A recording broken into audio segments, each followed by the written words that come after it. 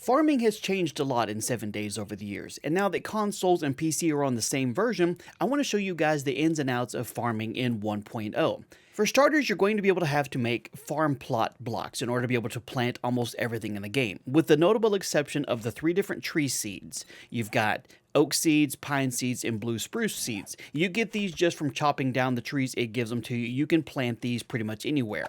In order to be able to get full growth out of these, they're going to have to be planted in dirt. So if you're in a biome that doesn't have dirt, you're going to have to be able to find some dirt to get full growth out of them. Same thing with grass seeds. These can be planted pretty much anywhere that trees can. And then the last one is the mushroom spores. These can be planted pretty much anywhere indoors, upside down on walls. You don't have to use a planter box. You can if you want to, but if you want to, you can just grow them on the side. So as long as they're actually attached to something, they'll grow over time. So when it comes to making farm plot blocks, they're not hard to do, and you can do from day one without having any skill points, anything. You just have to have wood, rotting flesh, nitrate powder, and clay. Wood you can get from either chopping apart things that are wood, piles of wood like that, chopping down trees. All of that is pretty easy to come by. You can even find it in looting. Rotting flesh you can get from chopping apart zombies or dead bodies laying on the road. Same thing with being able to get nitrate. So if you're looking for nitrate and you can't find it in looting, look around for carcasses on the road similar to this, and use a knife or basic tool, and then when you chop it apart, you'll get some nitrate and some rotten flesh from those. So that's a pretty easy way to find nitrate if you can't make any of your own just yet and you're very first starting off. And then clay, of course, use a shovel or another tool to dig in the dirt anywhere in the world basically, and as you're digging it up, you'll start getting clay as well. You can pick up all these potted plants, and if you go through and scrap these down, they give you clay as well, so that's a good way to get some extra clay if you need to. So other than just being able to gather the supplies, it's not real hard to be able to make farm plots. And something cool is that once you have the farm plots made, it is a shapeable block, meaning if you hold the context button, you can go in and change the shape of it, and you've got a few different ones to pick from. You got the traditional style, you got the one that's kind of on legs, and you actually have some that have rounded corners. So if you wanted to make it kind of a design, you're not stuck to just the square shape of it here. So you can, make your farm look as pretty as you want to. Yes, we have it looking weird, but that's totally okay.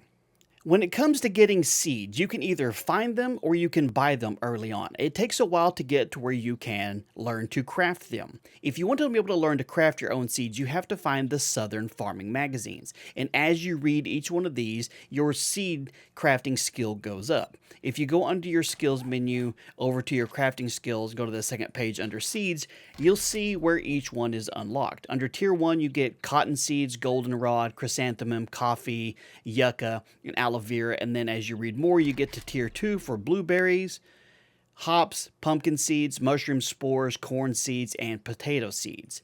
The only one that you don't get from reading the magazines is for the super corn seed, and you have to have the book for that, super corn seed recipe. So for getting super corn, you're going to have to go to places like Bob's Boars, or find the few places in the world where it actually grows, or get lucky and see if you can buy one. So if you're wanting to be able to make your own seeds, you need to stock up on the Southern Farming magazines. Now these can be looted in mailboxes, and newspaper stands, can be bought from the trader. And if you want to increase your chances of finding some more of those, go under the Fortitude skills tree over here and go down to Living Off the Land. There's 3 different sections here.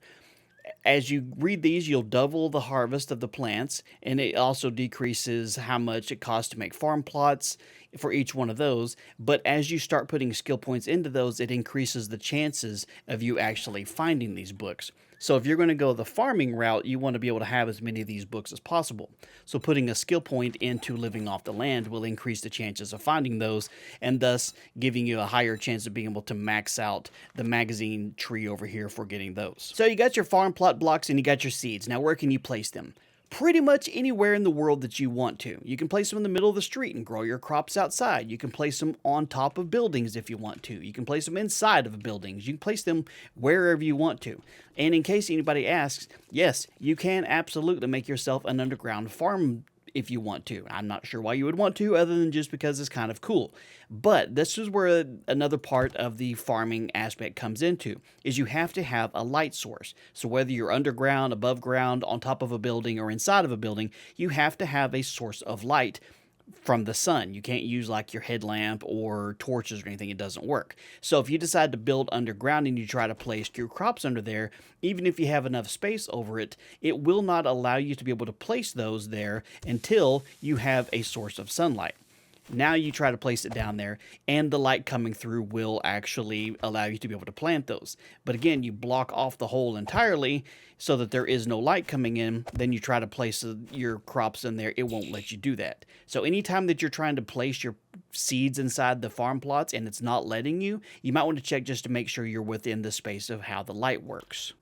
And for farming, this is how lighting has to work in 7 Days to Die. If you look at where the yellow block is, this would be where the source of light is coming from. So a hole in the ground, a hole in the roof, a window on the side of the wall. You can go 7 blocks in every direction in the shape of a diamond pattern all the way around. So as long as wherever the source of the light is coming in from, you're within this pattern of that particular source, like I said, a window, hole in the ceiling, a hole in the ground, you can place your plants this far away from the hole and it'll still grow just fine as long as there's adequate space above it.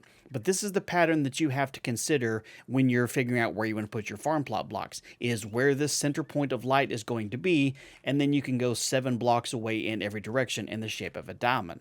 So going back to the underground farm, if I have my one source of light coming in from right here, so when I'm standing here, 7 blocks in every direction from here, from where this one little block is here, 7 blocks every direction, I can place crops down, no problems whatsoever. Again, assuming that there's enough space directly above it. So that's pretty much the basics of where you want to be able to put your farm plots. The last aspect of farming that makes it a little bit easier is the outfit. With the new armor system here, there is a full-fledged farming outfit that you can get.